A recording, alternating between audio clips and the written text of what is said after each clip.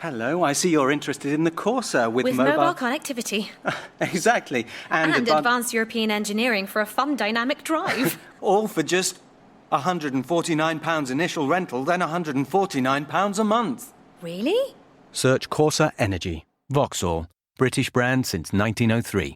Personal contract hire offer on Corsa 3-door Energy 1.4 75 PS in metallic paint. Initial rental £149 plus 47 months at £149. Excess miles over contracted mileage of 20,000 over 48 months, charged at 5 pence per mile. You will not own the car. T's and C's apply. Offer ends March 31st, 2018. Offer not available with free insurance. You're now listening to Gamertag Radio's E3 2015 coverage, live from the Los Angeles Convention Center. Hey, it's Paris Gamertag Radio. We're at E3 2015, and I'm doing an interview I've been wanting to freaking do for probably the last 6 months at this point. I got Luke Smith from Bungie. Luke, thank you for coming on. Thank you. It's good to finally get to catch up, man. We've been trying. It's like I didn't have anything really to share, like no reason to talk about stuff yet, and finally we're able to sit down and talk about what's going on. So, Taken King, tell me about it. Let's do it this way. Let's start with the subclasses. Talk about the new subclasses that are coming on. So yeah, I'm gonna mix this up a little bit on you too. Which one did you play? Because you just came out of the room. We were playing. I did the Warlock. I did it twice because the first time the controllers were screwed up. So I did the Warlock because it's kind of my main character, anyways. When I play at home, and yeah, I did the new Arc Storm and all that. Yep. It's pretty badass. I liked it. So the 3 new subclasses. The Warlock is the Stormcaller, just like you talked about. That is basically the Emperor Palpatine fantasy. Yes. Wizard plus lightning. It sells itself. Like it is. You cruise around the world, you're a living storm. It's a lot of fun. The Sunbreaker is the Solar Titan, and that is I think I read some kid on the internet called it the Hammer of Solnir, which I think is amazing. Like we love watching our fans start to play with the names of these things because we really agonize about the names. The Sunbreaker Titan, and so what this does is this adds that ranged threat to the Titan, who until now the Striker Titan is all close quarters, and the Defender Titan is I'm going to build a base. This is my house. I have to defend it, Kevin McAllister style.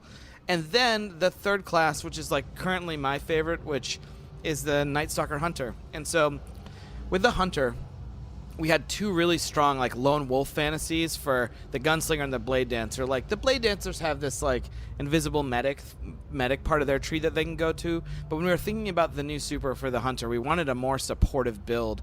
And the Night Stalker with the Shadow Shot bow that contains and holds your enemies in place, you become the point guard on the battlefield, and this lets you set up plays, opportunities for your buddies to come along. You could throw a Nova Bomb or throw Storm Trance at these guys on your Warlock and blow up the guys that I gathered up for you.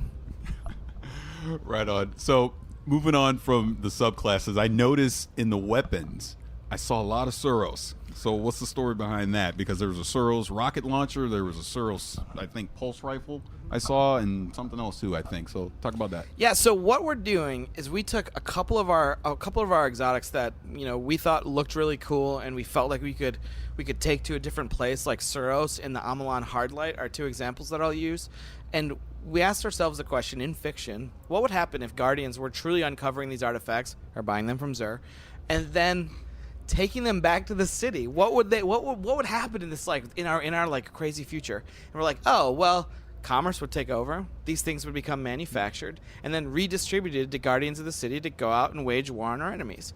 And that led to the creation of our weapon foundries. So what you saw in the build today were the first pieces of that Suros weapon foundry. So those guns, when we ship the game, are going to have unique feeling talents, unique setups, amazing art. I hope that some people are going to start to see that stuff. They look unique. And these are weapons that are going to show up as blues and legendaries throughout the game. So they're not just exotics now. Right. Now Suros is a full-fledged brand. And you'll notice that in that briefing video, I was wearing a hooded sweatshirt that people have given me some questions about with a Hake logo on it. And Hake is another one of these brands. So we're really embracing the weapon foundries, and it's a part of our, just the general vision for some of the stuff that we're doing with the Taken King, which is about empowering player expression and creativity, which, we're going to talk a whole lot this summer about the way that we're going to continue to do that, but weapons that you can build an affinity toward and branding, that's a place that we want to start with. Now, Along those lines, when we're talking weapons, the original vision that I saw at Destiny when you guys were on stage a few years ago was that I could get a weapon and that could be my weapon throughout my journey as a Guardian. Is that the direction that you guys are trying to go to? I think that we're not going to talk a whole lot today about where you and your arsenal that you've been building have been going. This is one of those things that we feel as players the same sort of excitement about what are we going to do next, where are we going to go. But that's like definitely a conversation that's going to continue to unfold this year. Okay. I'm not going to tell you about your Gallahorn and its future today. Okay, right on. You do have a Gallahorn, don't you? Of course I do. Well, then we could group together. Absolutely. On LFG.net. So going into the story, how many new locations are we going to see, or are we just doing more reverse the same level stuff?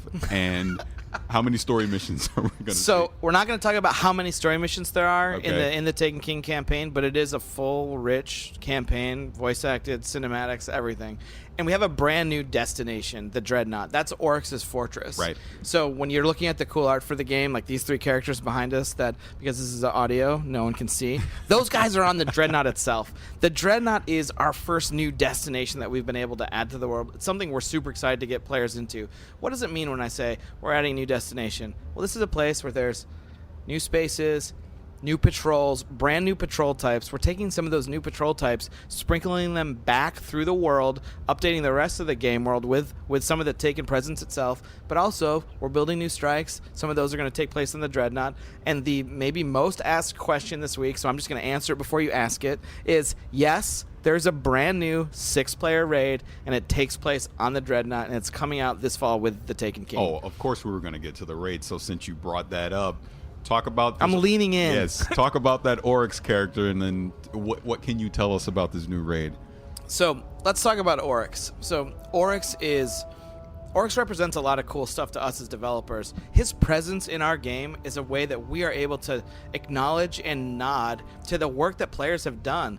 Y'all killed Crota over and over, and some of you out there in Audioland probably killed him by unplugging your cable, which is like sending up I would never do that. which is like sending up a flare to an angry hive god.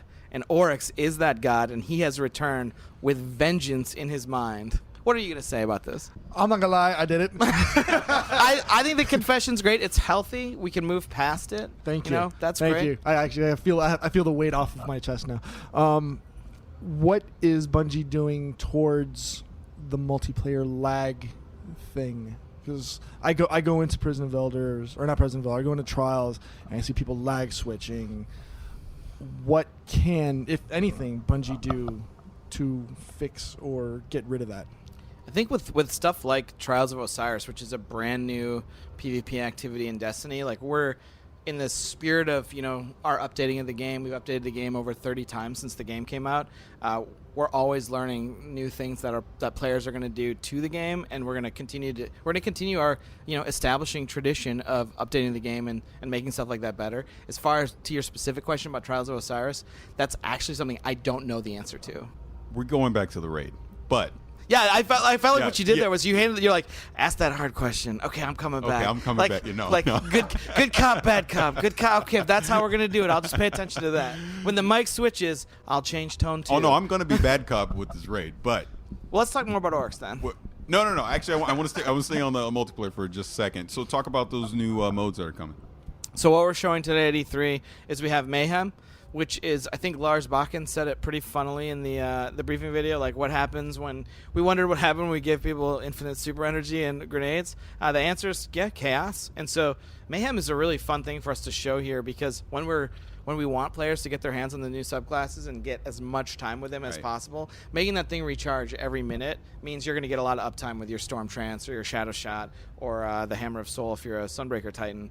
And so then the other mode is Rift. And Rift is the 6v6 sort of neutral bomb, neutral flag inspired game mode where players pick up a spark and they become the spark runner. They still get to use their guns. They're still a war machine, and they carry it to the Rift and they perform something that we just call a dunk.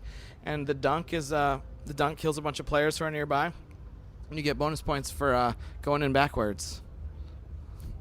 Wow. I could say that again slower, maybe. You get bonus points for going in backwards. Any possibility for getting a bigger multiplayer experience than 6v6?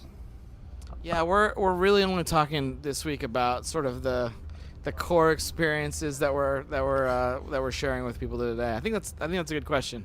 No, you have to understand, Pete and I being here, we're two very hardcore Destiny players. So this is The hardcore players ask the toughest questions because they're like, "Hi, I have 800 hours in the game, and I want to talk to you about this thing." And you're like, "Oh boy, this is gonna be a serious question." Hi, I've played more than you, and I wanted to ask you about this thing that you might or might not be aware of. And I'm like, okay, let's talk about that. So I get it. Ask away. No. The reason I bring that up, I got to go back to this raid thing. So you were the director of Vault of Glass, right? Yes. Which I have to say, from my own personal experience, one of the greatest cooperative gameplay experiences I've ever had. It's fantastic, bugs aside, but we won't talk about that. What have you learned from that has helped you in developing this new raid we'll see in the Taken King? I think just like everything, as we continue to change the way the game's being experienced and react to things like story and evolving characters, the raids are something that's similar to that, which is, players, I think, and we learned from watching them play Vault and watching them play Crota, like they really love the spirit of adventure and feeling like you're going on a journey. And with our raid this fall in the Taken King, we want to capture that spirit of adventure, going on a place, like an opportunity for you and 5 friends to really get through some space together. And that's probably all I'm gonna say about the raid, because a bunch of the guys who work here have been asked questions about it, and they've been really good about saying nothing. So for me to overshare with you guys, that would just not be fair to everyone else. But all jokes aside, that's part of the reason what makes a raid so great is that first time you go in not knowing what the hell's going on, and you have to figure it out. Yeah, it's the fun, and there's this magical quality to figuring something out with hopefully a group of people that care about and like hang out with. I know that some of that sounds like sort of like frou idealism, but I loved the idea when we were developing Vault of Glass of these long walks and like jumps and things that you would do that would create moments of laughter. Like when you get to that, spoiler alert for anyone who hasn't played it yet, when you get to that cliff for the first time as a group, and you're like, oh my god, we are like, where do we go? And maybe you look down in the distance and you can just see, you're like, there's something sparkling down there, and you're like, nah, there's no the gate, it's not gonna ask us to jump, and the first guy does it, and it's awesome. Yeah. And it also taught you something new about your jumping ability, which is like you can air brake to survive damage. And so things like that, experiences like that, are really important. They're really important to me and to the raid team. And so when we're thinking about what we're going to do next, we're definitely looking at those feelings and wanting to create feeling, emotion, and opportunities for people to talk.